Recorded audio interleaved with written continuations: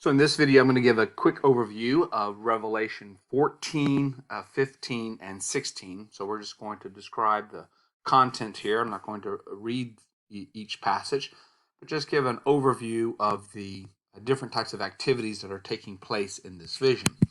So we'll begin here in Revelation 14.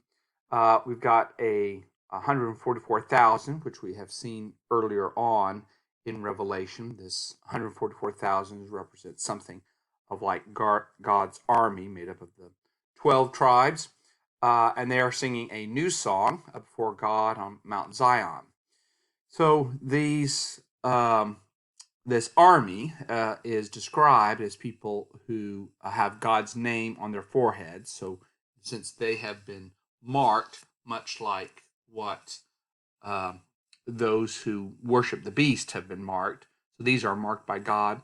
The singing of the redeemed is thunderous, so indicating something of the volume of the group that is assembled, but also the imagery of thunder is itself associated with theophanies. In other words, here is through their singing, we see something of God's coming presence.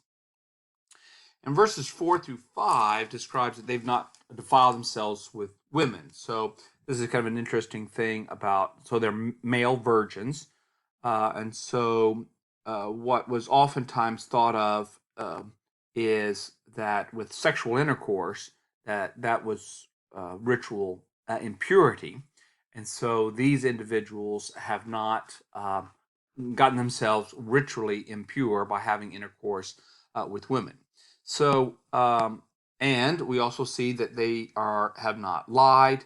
There's no deception in them. So here is a righteous, pure army that stands. Now, we need to remember about the army of God and the victory of Jesus, that this is not, while it uses military language, this is not an army like what one might find in Qumran material, where there is a vision or an idea about an actual battle that will take place between the righteous and the unrighteous, where they are joined with celestial beings in order to wipe out the infidels.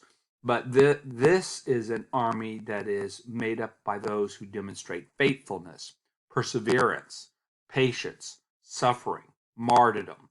And so it's a quite different type of army than what one might expect. It's an army that is countercultural to the army, as it were, of Rome.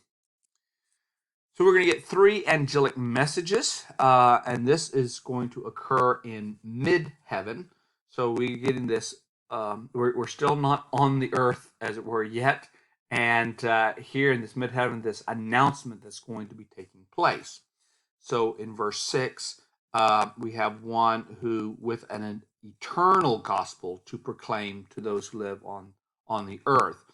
So usually when people think about the term gospel, they might think either from the gospels themselves, Jesus's message proclaiming the gospel to repent, for the kingdom of heaven is at hand, or they might think of Paul, who identifies the gospel as the death, burial, and resurrection of Jesus. Here, it might be more closely akin to what Jesus pronounces than what Paul does, because it's really described in verse 7. So the loud voice, "Fear God, give him glory, for the hour of his judgment has come, and worship him who made heaven and earth, the sea, and the springs of water." So it's a call to fear God, which means obedience to God, recognizing God, being faithful to God. And so that this judgment of God is coming and the establishment of his kingdom. So that's much more like the gospel that we find in that the different gospels recognize that Jesus preached. So it doesn't really have the idea of announcing the death, burial, and resurrection of Jesus. So the second angel then is a message to the destruction of Babylon. Babylon is this code language for Rome, or really imperial power, especially since Babylon was responsible for the destruction of the first temple. Rome will have been by now have been responsible for the destruction of the second temple. And we begin to see the word Babylon being used as code for Rome by Jewish literature after AD 70. And so all this kind of fits together the way in which many Jews may have looked at Rome. The third angel's message to earth then warns worshippers of the beast and its image, and that they will be tormented. And so, once again, be careful about making your alliance with the beast, embracing the idea of being marked by its image, because all those who do so are going to be tormented ultimately in this smoke of torment that goes up forever and ever. And that while there may be a continual praise of God in the heavens, there is no rest day or night for those who worship the beast. And so, in other words, their torment will not end, it'll be continual. So the author is going to call for endurance. That's kind of key in obedience in response to this announcement of coming judgments, to steel oneself for what is getting ready to happen. There is a blessing then from heaven for the faithful who die, the dead who are found now or die in the Lord.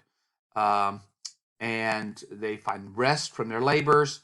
Their deeds follow them. So this is a recognition that God takes into consideration how the different faithfuls end up dying. Do some faithful are so strong that they will die for that faith, and that marks them out in some way. Then those deeds follows are then recognized in the age to come.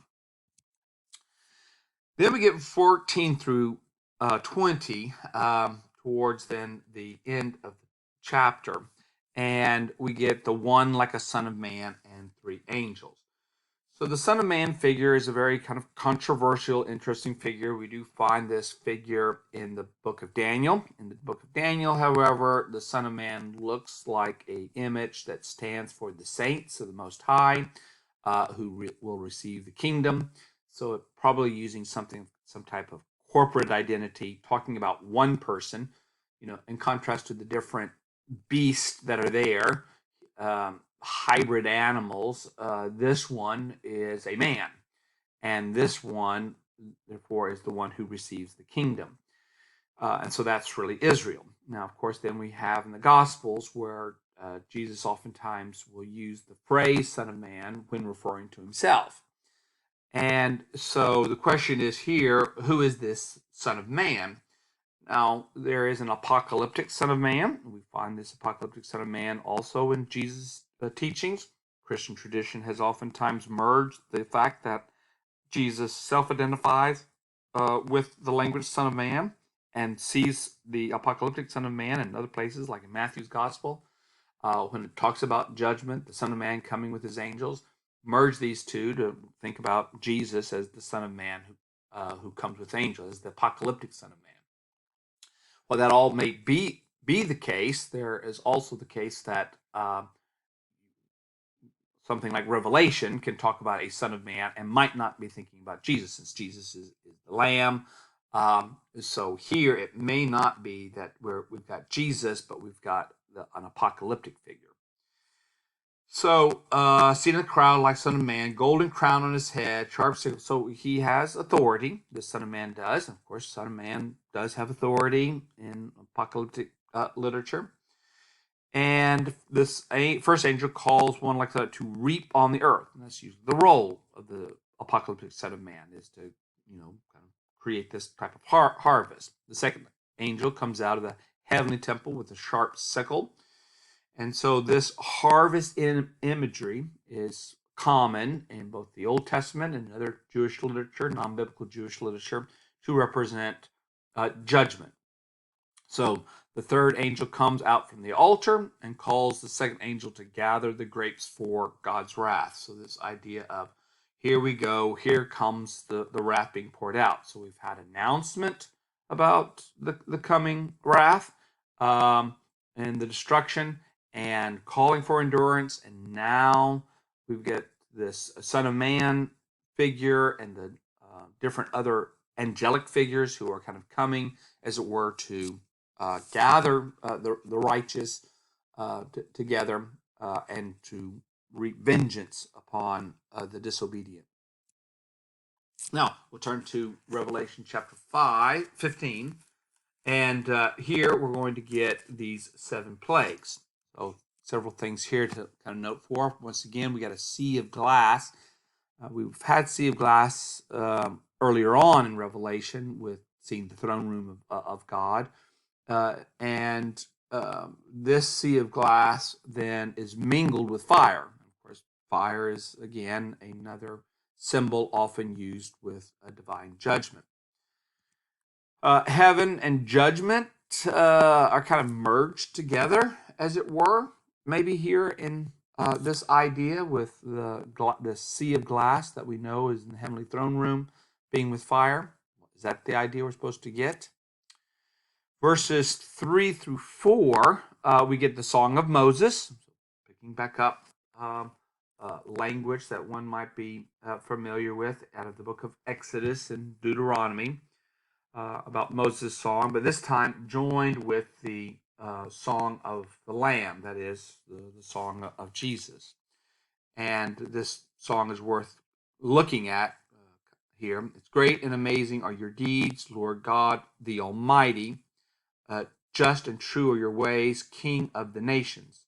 Lord, who will not fear and glorify your name? For you alone are holy. All nations will come and worship before you, for your judgments have been revealed. So this idea of all nations will come and worship before God. So an idea that all the nations finally recognize that Yahweh is the one who is sovereign over all nations, because many of these nations are not recognizing that.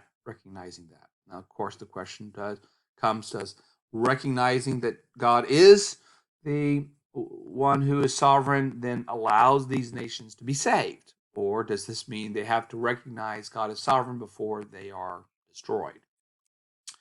Exodus 15 is also the praise of God after the defeat of his people's enemies. So there's a connection there with the Song of Moses. In Isaiah 12, Israel will sing at the new Exodus. So this idea of singing and beginning, as it were, the movement towards liberation and inheriting the promise. So is this a universalistic hope of the salvation of all people? This occurs, or looks like it occurs, in several Old Testament texts, and this was the position of Richard Balcom in his work on the text. The opening of the temple of the tent of witness in verse 5. So the temple of the tent of witness in heaven, so the kind of heavenly tabernacle, is now opened, and out of this tabernacle is going to come 7 angels with 7 plagues. So we have here the heavenly temple, which the earthly temple is modeled off of. And one of the things that's important to remember is for the author of Revelation, the heavenly temple is the reality, and the earthly temple is the model off of that reality. Sometimes we might want to inverse that and think what's real is the earthly temple, and that the heavenly temple is sometimes how reflective of the earthly temple. But it's actually the inverse of that.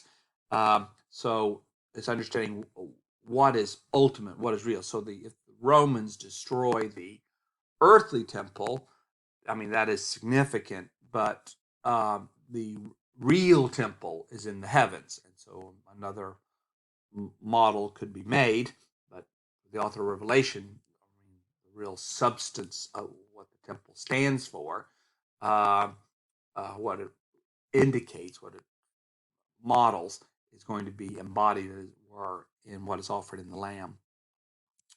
So one of the 4 living creatures gives the 7 angels 7 golden bowls full of God's wrath. So we'll be talking about that as well, these wraths in chapter 16. The bowls are reminiscent of those vessels that are used in the temple, described in Exodus 27:3. So no one could enter the temple until the 7 plagues have ended. So we're going to get this poured. We're going to get these warnings that you can't enjoy, as it were, the presence of God until the period of destruction takes its effect. So that's Revelation 15, a very short chapter. Now we'll finally look here at Revelation 16 and these 7 bowls of wrath. So these are described in 16 as go and pour on the earth the 7 bowls of the wrath of God. These bowls are seen as it were, as kind of like last plagues. They're described in chapter 15, verse 1, as the last, which are the last. And so while there has been some destruction, here we go, the last destruction. So Revelation 16 is not engaging us in a recapitulation. In other words, here we're not thinking of looking at the same event from a different perspective, but here we have subsequent devastation that has occurred. So there has been partial devastations earlier on, and now we're going to see fuller judgment of God upon the earth. The partial was supposed to prompt the disobedience to repentance, but they did not, and so now more judgment comes. So the first bowl are sores upon those who bore the beast's mark and worshipped its image. So they wanted to put on themselves, their bodies, a mark of allegiance to the beast. So now on their bodies is a demonstration of God's judgment. In the second bowl, every living thing in the sea died. So beforehand, there was a partial death in the sea, but now it's every living thing has died. In the third bowl, we have the rivers and the fountains are turned to blood. Of course, this reminds us again of the story of Exodus and 10 plagues on Egypt. And but this turning is recompense for the shedding of the blood of the saints. So because the unrighteous took the lives of believers, those who follow the Lamb, now here is their punishment. They don't have access to water, and so that's a threatening situation for them for being able to live. The fourth bowl then is poured on the sun, and the sun scorches men with fire, but still they are not repentant. So this just shows the hardening of the heart, that all these things that are disastrous upon them, all these things that are taking effect, that should say you recognize that your gods who you think protect you and help you and secure you, they're not there for you. And you need to find the God who is over all of these things.